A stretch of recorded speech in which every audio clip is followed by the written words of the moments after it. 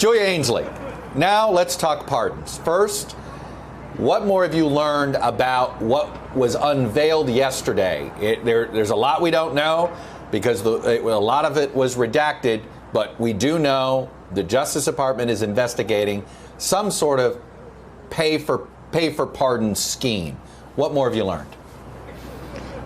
Yeah, that's right, Chuck. It was heavily redacted, but in just what we could learn, we learned that as recently as August 25th, and perhaps far before that, there's been an investigation that involves, at least tangentially, bribes that people were trying to pay to senior White House officials in order to get some kind of pardon. Now, it's not clear who these people were and what investigation this spun out of, but the Chief Justice here at the D.C. court, the D.C. federal court, said that they could no longer protect some of their communication under attorney-client privilege. And as I looked further into this, Chuck, they have seized terabytes of information off of 50 different digital devices. This is a large seizure, which makes me think it's quite a broad investigation.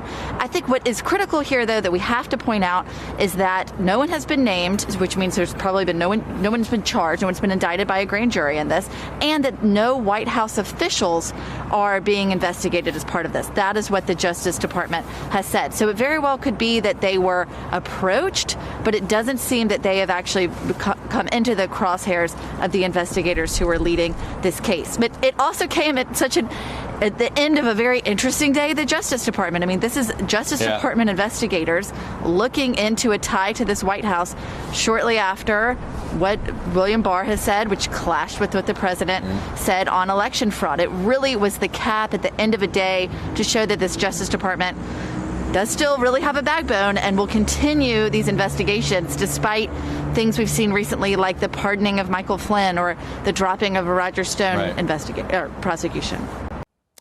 Hello, YouTubers. If you're watching this, it means you've checked out our channel, so thank you. Now do me a favor, subscribe by clicking on that button down there.